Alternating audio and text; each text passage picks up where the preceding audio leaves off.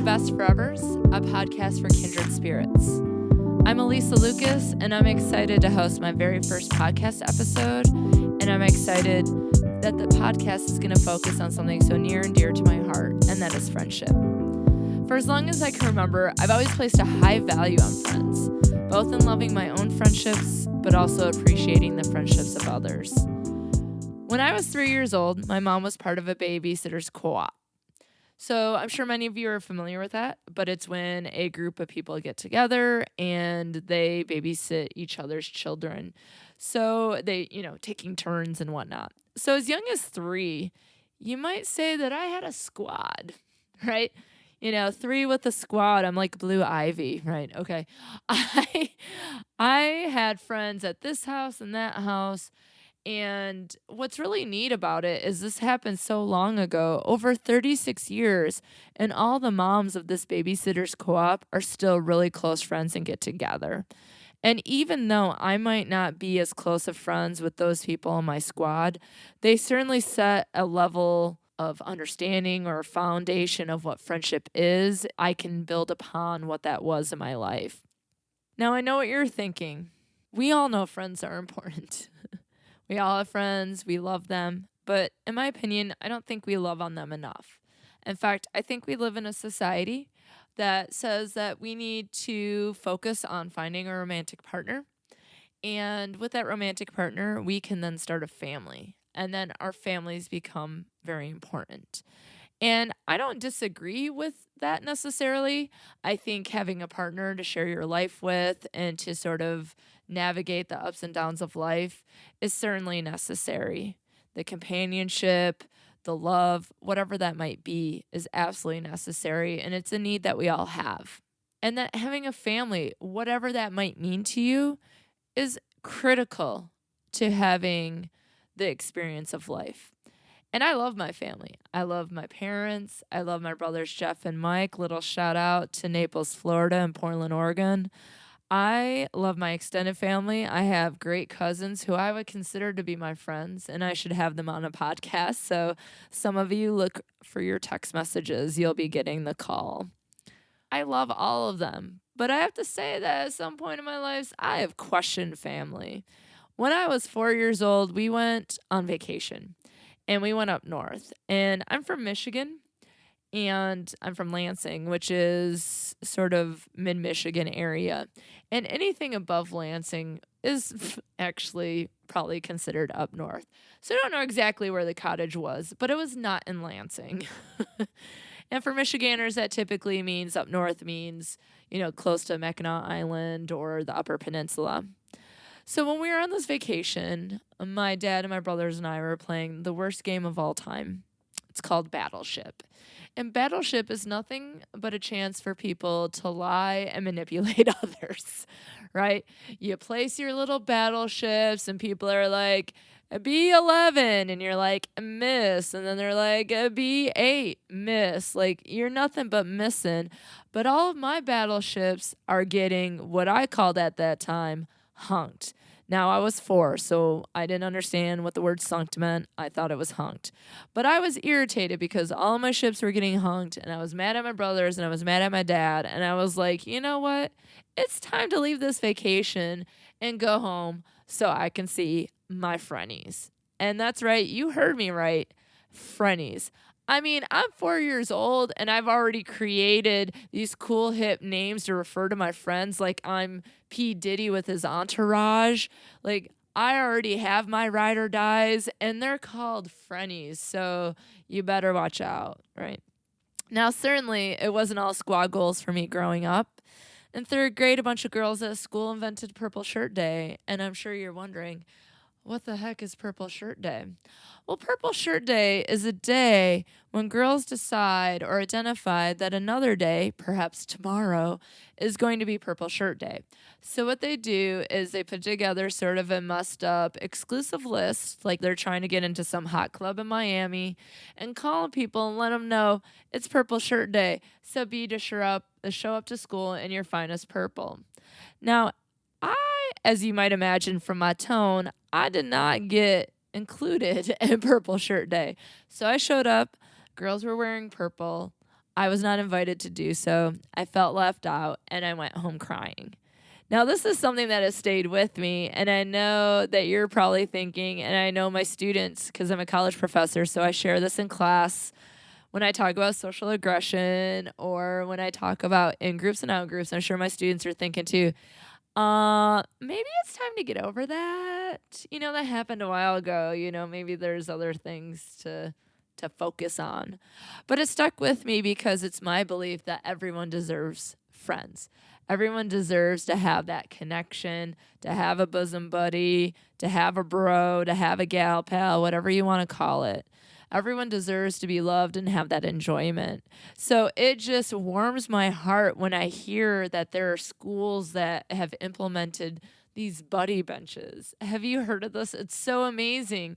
There's a bench, and so if you don't feel like you're included or you're looking for a buddy, you sit in this bench and then you get an automatic buddy, and that's amazing, where everyone can be included. And there was this time when a football player went to visit a school and he saw a boy sitting and eating lunch by himself. And that football player went and sat with him and made that kid's day and probably his entire life as he knows it right now. And to me, that is what we need. We need to welcome people. We need to include people, because you never know what sort of situation or conversation or connection will lead you to the most meaningful relationships and friendships. In fact, when I was in elementary school, second grade, I met my dear friend Anne. And one of us, who will not be named, spilled chocolate milk on the other one. And that could have certainly turned into a fight. But what that turned into was several decade-long friendship. We're still friends today. But the other thing to consider is that you also never know when relationships will end. You don't know when people will grow apart. You don't know if there's going to be a falling out. Or you don't know when you're going to experience tremendous loss. And that's exactly what Anne and I and many others who considered Allison to be a good friend. Our friend Allison, who was just a ray of sunshine. I mean, one of the songs that she sang and still reminds me of her to this day is, "You are my sunshine, my only sunshine. You make me happy when skies are gray. You never know, dear, how much I love you. Please don't take my sunshine away." That's Allison. She was bright, energetic, charismatic, a little wild, a lot of fun, spontaneous, and she was just a joy to be around. And she was our friend. And I just think now she wanted to be a pediatrician. Anne and her were going to room in college, and what the loss of Allison has meant to all of us. So the summer before senior year, she was in a car accident and she passed away. And so what that has left is this long-lasting and profound impact on us as people. And specifically, I can say that it's had an impact on how I view and value and approach friendship. My friends know exactly what I think of them. They know how much I love them. They know I want to see them again. They just know that I'm their friend and that they're mine. My friend. Mine. That sounded like Gollum from Lord of the Rings. Mine. My precious. Right? So we don't want to go that far, right? But that's one of the things, is that my entire life I've devoured, books and movies and TV shows that focused on friendship because I considered them to be so important. Some of my favorites were Anne of Green Gables by L.M. Montgomery, focusing on Anne with an E and her, the hunt to find a bosom friend, and she finds it in Diana Barry, a local girl who has a particular mother, so Anne has to be on her best behavior so that her and Diana can be friends. I'm also a huge fan of the Queen Judy Blume in every single book she's ever published, but in particular, Just As Long As We're Together is one of my favorite books. Focuses on two girls who have been best friends their entire life, and what happens when a third girl sort of, for lack of a better word, infiltrates their friendship. Is there room for all three of them to be friends? How do they feel? Is there jealousy that's experienced when two hang out and the three can't be together? That was the first time I read something or saw something that sort of highlighted the difficulties of friendship. And I think that's important to think about as well. We often think about friendships being these positive things, where nothing is going to go wrong and it's like sugar and spice and everything nice, all that kind of good stuff. And that's not always the case. And so what I found was that I was really interested also in movies and TV shows that highlighted those negative things, like the movie Heathers, or movies that highlighted friendships that are often ignored. And one of my favorites is the one that shows the great coming of age story of four boys, a relationship I often think is neglected. We don't spend a lot of time appreciating the friendships among boys and among men. And so Stand By Me is one of my favorites. If you haven't seen it, I highly recommend you watch it. And later I'll be analyzing that movie more in depth on this podcast. But even Ferris Bueller's Day Off, which seems so innocent, but Ferris, oh my goodness, he's so manipulative of his best friend Cameron.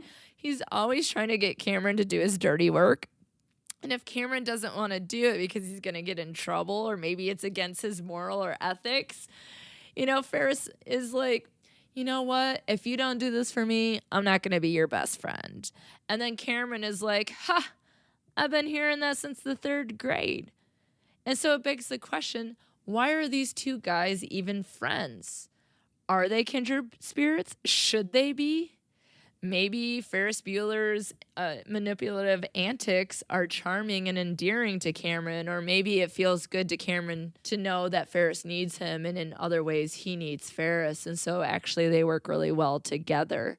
But friendships aren't always, sort of like the sunshine and puppy dogs and ice cream, that there can be lots of problems. And so we need our friends, but we also want our friends to be happy, healthy, and safe.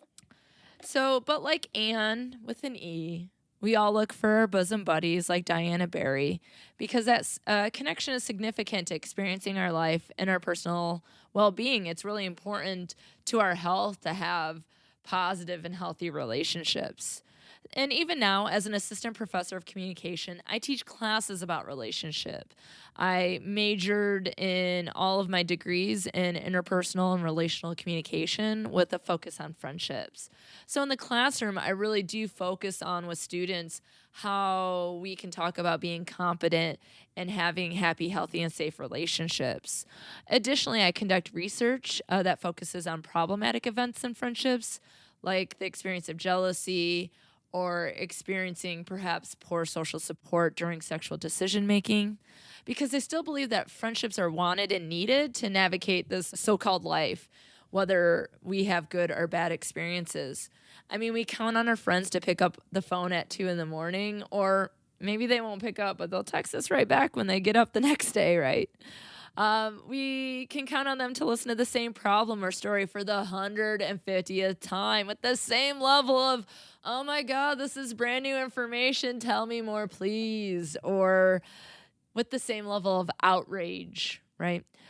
We can expect our friend to have our back when we're having a problem with someone else. You're having a problem in the workplace, your friend's going to be like, what's their name? Do we need to start a fight club? What do we need to do? Let's go. Because again, our friends got our backs. We can count on our friends to take care of us, to take care of our furry and human babies with as much love as we give our furry and human babies. They stand next to us during our best times. They stand next to us during our worst moments and the awkward moments and the moments that they've captured on their phones and will then bribe us with later not to put up on social media. They laugh at all of our jokes, even if they're the absolute worst. They calm us down when we're overreacting. They allow us to be us when us is weird. And we know that they still love us even when us is weird. There's this sort of like, we have this understanding of weirdness, and that's sort of the connection that we have among people. You're into the same weird things I am? Perfect. And we can count on our friends that when we hear a song, just a couple beats, maybe a little, I don't know, some old school R&B pop, like New Edition, and you hear the little Cool it now. Ooh, watch out. And you look at your friend and they look at you and you know it's going down. You got your friendship music jam and it's about to get real. So the thing is, friends are good to us. Friends can be bad to us. And when things change and they don't go right, we might turn to other friends to figure out what happened or what to do. So there's a couple plans for the Best Forevers podcast. The first thing is to celebrate the amazing stories of friendship, and I sure hope that you'll share your own stories or write what I'm calling a Dear Friend letter that will be read aloud on the podcast. So, for example, if you could write a letter to your friend about how much they mean to you, what would you say to them? And right now, as I try to record, my furry friend Ferguson is trying to walk across the keyboard and screw up my file on Audacity. And I might write him a Dear Friend letter that says, Dear Ferguson, I love our time together, and I love you. But sometimes you're annoying and in the way. And even at those times, you mean so much to me. Love, Alysa. All right, Ferguson, here you go. I'm trying to record a show here, buddy. All right. The next goal of the podcast is to analyze important topics that are important to relationships. So figuring out the best ways to start, maintain, and end friendships. In fact, you can send me questions that we'll answer on the podcast.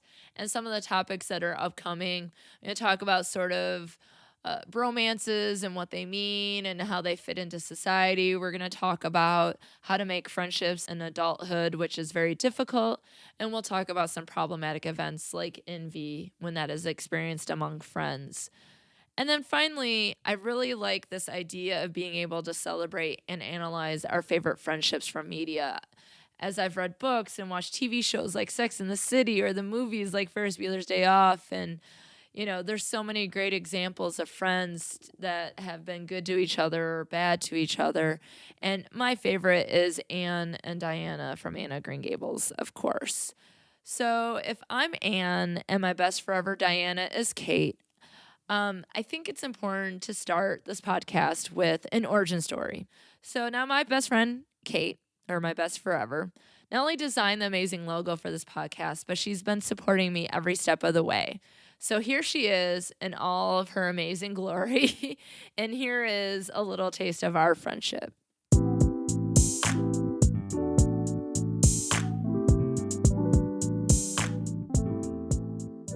Hi, Kate.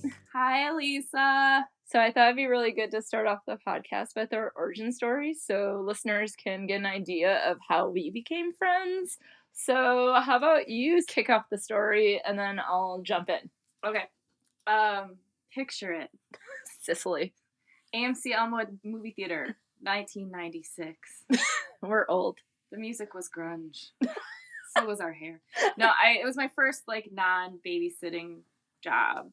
And I was going to be a concessionist at the movie theater. Yes. And I went to watch some training videos and collect my cummerbund. Because our uniforms were pretty hot. They were polyester pants. Yes. Cummerbund, vest, and bow tie. But the vest was sleeveless. Yeah, well, and then the Homer Simpson shirt, but you had to supply your own. It was like a short sleeve button. A short sleeve button up. And I just want to make it clear that I understand that a vest doesn't have sleeves. Hence the point of said vest. And then I feel like right after we stopped working there, they were like, let's get everyone just regular t-shirts. Yeah, they got polos. Yeah. Jerks. Okay, so I was there with Mr. Antoine Holliday, our boss. And I love him. He was the greatest. And I was walking through the lobby, and there was a girl usher. And I was like, that's so cool, because girls didn't ush for the most part. And I wanted to ush because I'm antisocial and introverted, and I wanted to just sweep up stuff silently and lurk around. Hey, you got to go in and watch the movies. That's what I did. Yeah, well, so you were dancing with your broom and your little swivelly...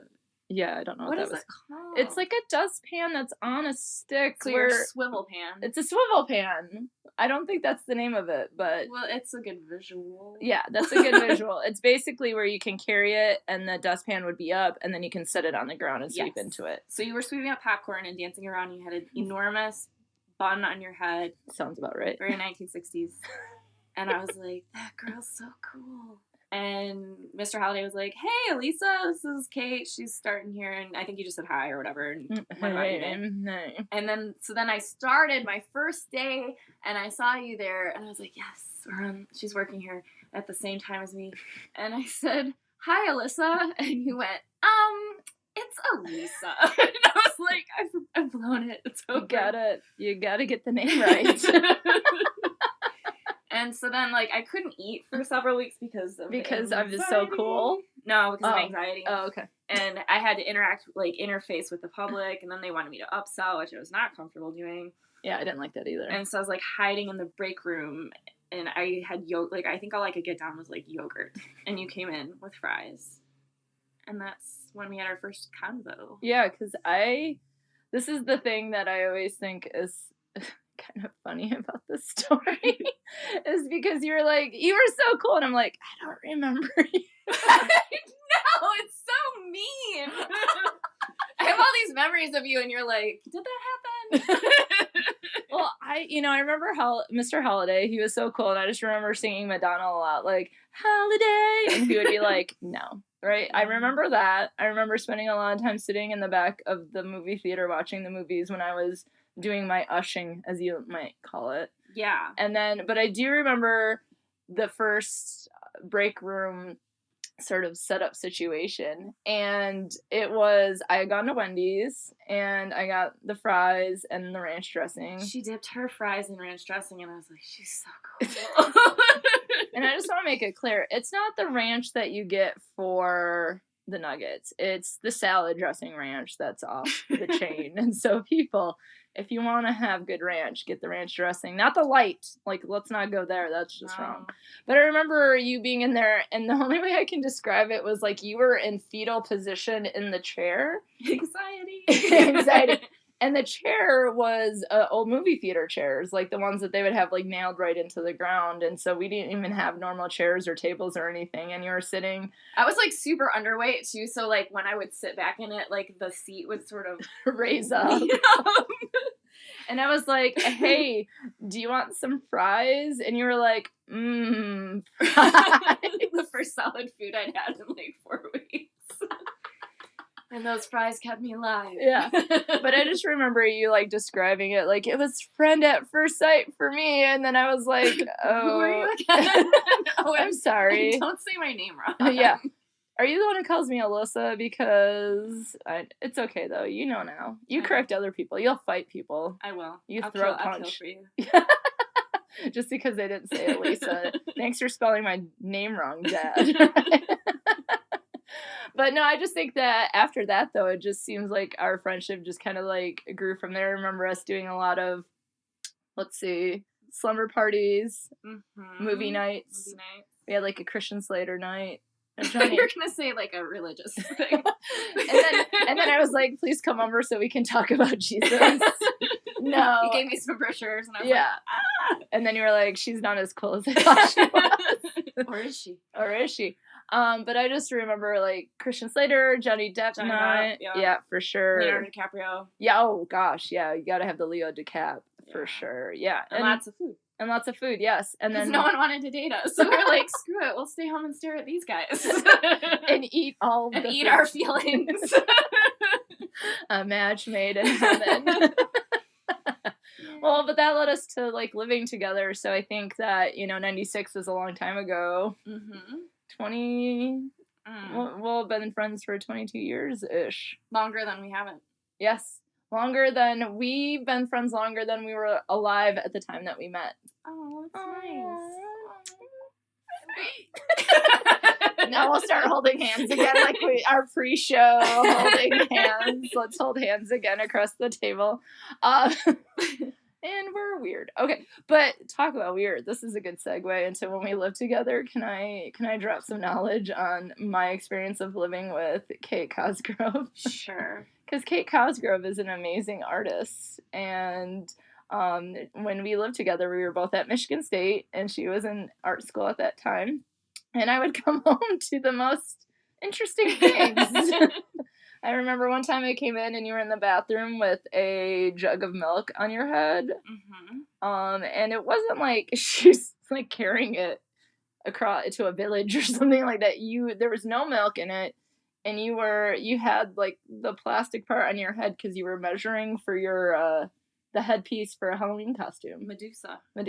Yeah, that's a good costume. Yes, so I was upcycling. You're upcycling, so that's a good thing. Before it was cool. Before it was cool. And then the other thing I remember is coming home and there being pig cow hearts. They were cow hearts, excuse me. There were hearts in my refrigerator, and luckily they weren't in the freezer next to the Hot Pockets I used to eat every day. No, I had them encased in saran, like a vacuum seal packet, and I was using them as book cover material for a voodoo cookbook for my book design class, and I got a 4 point. Congratulations, because let me tell you, when I came home and I saw that, I was like, it's like Valentine's Day, and there's like, cow hearts in the refrigerator. I'm like, what in the fresh hell? Well, do you know, before like the internet was like a big thing, I had to like find the cow heart, which was interesting. And they had it at this weird grocery store that doesn't exist anymore. I wonder why. And then I think, like, I just threw that cow heart book, like, probably in a trash bin in the art building. And I can't imagine how it smelled. It was probably rank. And it was poor custodian. It was probably like, what? Like, I hate my job and my life. Yeah. But you're a professional artist now. One of the things that I wanted to talk about that's really neat is sort of your, what do you call it? Like the cut art? Or paper cut illustration. Paper cut illustration. And so one of the things that you did was recently was a project called Heroically Ever After. And I was wondering if you could tell us a little bit about that. Yes. I received an International Barbara Deming Memorial Fund grant. Ooh, ooh. And I was pretty proud of that. And then I put together a show celebrating all of the literature that I grew up with as a young person that my mom read to me and kind of that I still carry with me as like a woman, an artist. And so I re-illustrated with paper cut illustration scenes from Little Women and Anne of Green Gables. Oh, yeah. And the Jane classic. Eyre and A Little Princess and The Secret Garden. And then I turned a corner of the gallery into a paper cut Secret Garden where I sort of broke out of the frames and had like vines and an arc and birds and things. It was amazing. Thank you. And I'll have to post some pictures so that people can see sort of the work that you did, but we're like staring lovingly into each other's eyes right now. But what was, Anne of Green Gables is one of those stories that really stuck with me, the idea of like kindred spirits and that like Anne was looking for her bosom buddy and just like, and she found it in her Diana Barry. And so what for you regarding Anne of Green Gables stuck with you? The friendship definitely, I've always had close female friends, which started with my sister and moved throughout with my other close friends that I've had for a long time, like 20 years. And then the thing that I really felt a connection to Anne was that she was kind of just this ridiculous outcast who sort of proudly lived in her own imagination and would do, like the being in a boat and pretending that she was a corpse. Or talking to her window friend Katie, which was just her reflection. Yeah. Pretty much all of the dramatic. That speaks to you. Yeah, pretty much. And so I always think, like, with Anne of Green Gables, if I'm Anne, you'd be my Diana, but it certainly sounds like you're more Anne. But then you're more Anne because she then went and, like, really pursued school more so than a lot of the girls of the time, and we're both Anne. Yeah, we're both Anne, so screw it, Diana. Yeah, sorry, Diana. Or I can be your Katie. You'll be my window friend. I'll be your window friend for life.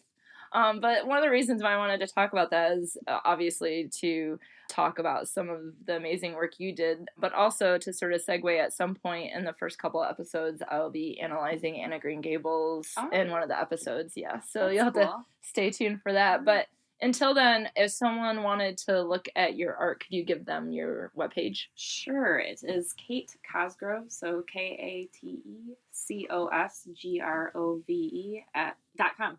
You're like, at Gmail. Yeah, no, I'm about to give you all my email address. Yes. That wasn't her actual email. That was a fake, so don't even try. It wasn't. Who wants to type that out? Yeah, so KateCosgrove.com. Yeah, so you can see her amazing work, and I'll also post stuff. So I just want to say thank you, Kate, for being my first interview. Yay. And I'm sorry that I didn't notice you until our third interaction. I'm sorry I said your name wrong. Yeah, well. Our love survived. Yeah, 22 years later, you've made it up. Yay. And hopefully I have too. All right, I love you. I'll talk to you later. Bye. Okay, bye. Like we're on the phone.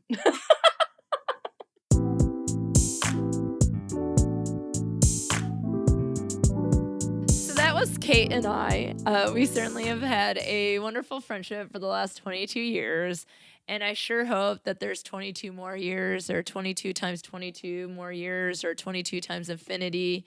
I just always hope that in this life and beyond, there will always be a Kate and a Alysa. And so I would say that I really hope that you could start to see that in the world that we live in, there's so much going on, there's so much pain, and there's so much negativity that we can spend some time giving love to our friends. So I sure hope you'll join this movement to love on friendships.